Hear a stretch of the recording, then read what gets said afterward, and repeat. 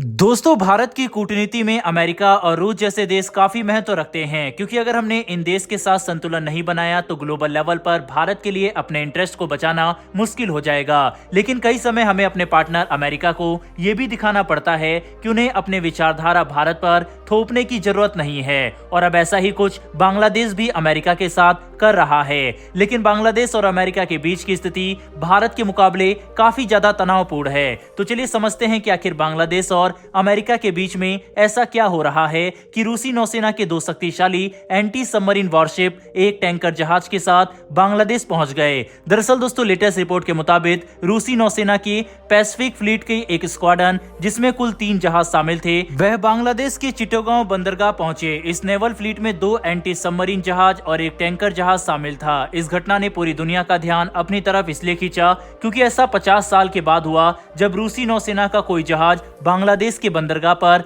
लंगर डालने पहुंचा हो। इस घटना को बांग्लादेश की तरफ से अमेरिका को एक सीधा संकेत भी माना जा रहा है कि अगर उनके ऊपर ज्यादा दबाव बनाया गया और बांग्लादेश के हिसाब से उनके इंटरेस्ट को सुरक्षित नहीं रखा गया तो बांग्लादेश के पास दूसरे विकल्प भी मौजूद है। आप सोच रहे होंगे कि आखिर बांग्लादेश के ऐसे कौन से इंटरेस्ट है जिसके लिए वह अमेरिका को टक्कर देने के लिए रूसी नौसेना तक को अपने यहाँ आमंत्रित करने लगा। तो बता दें कि सबसे पहले तो जनवरी में बांग्लादेश में इलेक्शन होने वाले हैं और इस बार अमेरिका ही नहीं बल्कि यूरोपियन यूनियन की तरफ से भी बांग्लादेश पर लगातार दबाव बनाया जा रहा है ताकि बांग्लादेश के अंदर होने वाले इलेक्शन शांतिपूर्ण और सही तरीके से आयोजित किए जाए। वहीं अब अमेरिका लगातार बांग्लादेश की प्रधानमंत्री शेख हसीना के ऊपर दबाव बना रहा है कि वह इलेक्शन के दौरान तानाशाही ना करे और सही तरह से इलेक्शन को कंडक्ट किया जाए, जो पिछले कुछ सालों से नहीं हो रहा। ये समझना ज्यादा मुश्किल नहीं है कि अमेरिका का बांग्लादेशी प्रधानमंत्री और इलेक्शन प्रक्रिया के ऊपर उठाए गए इतने बड़े सवाल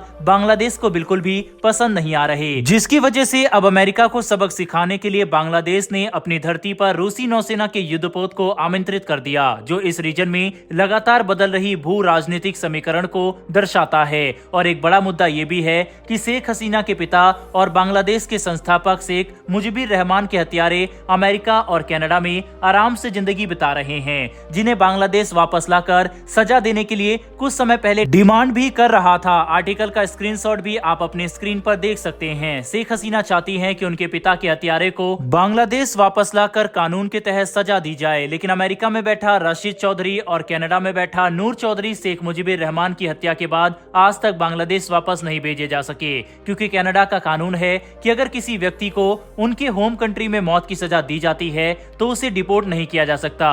और यह एक काफी बड़ी परेशानी बन चुकी है। लगातार बातचीत करने के बावजूद अमेरिका और कनाडा की तरफ से बांग्लादेश को कोई भी अच्छी खबर देखने को नहीं मिली। यह भी एक बड़ी वजह है। बांग्लादेश के रिलेशन अमेरिका के साथ खट्टे हो चुके हैं। ऊपर से इलेक्शन का मामला तो बांग्लादेश बिल्कुल भी बर्दाश्त नहीं कर सकता।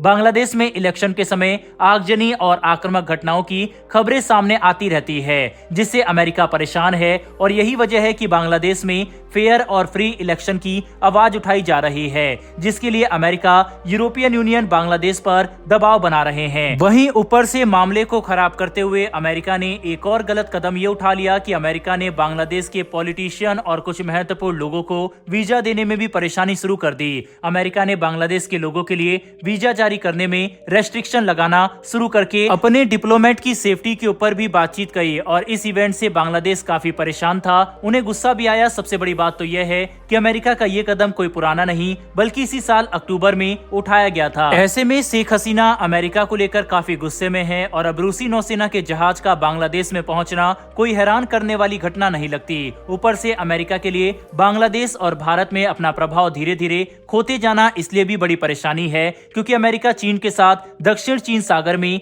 विवाद को बढ़ा रहा है। कुछ समय पहले ही अमेरिकी नौसेना का बड़ा aircraft carrier Ronald Reagan Philippines की राजधानी मनीला में लंगर डालने पहुंचा था। यह एक ऐसे समय पर हुआ जब ताइवान को लेकर अमेरिका और चीन के बीच में सीधी टक्कर की आशंका है। कुल मिलाकर समझने की कोशिश करें तो अपनी विचारधारा और खुद को मानवाधिकार का ठेकेदार समझने वाला अमेरिका अब अपनी ही पॉलिसी की वजह से बांग्लादेश जैसे देशों पर भी अपना प्रभाव खोते जा रहा है। और इस बात में कोई भी हैरानी नहीं होगी कि आने वाले समय में हमें यूरोपियन देश भी अमेरिका के खिलाफ खड़े होते नजर आएंगे, जिसकी वजह से से रूस, चीन और भारत जैसे देशों को वैश्विक राजनीति के मंच पर उभर कर आने का बड़ा मौका मिल रहा है, जिसे भारत को बिल्कुल भी छोड़ना नहीं चाहिए। यहाँ तक कि कुछ एक्सपर्ट्स का तो ये भी मानना है कि रूसी जहाज अगर चिटेगांव आए हैं तो उसके पीछे भारत का भी हाथ है, क्योंकि इसके लिए बांग्लादेश ने भारत से बात की होगी और भारत ने रूस को मनाया होगा।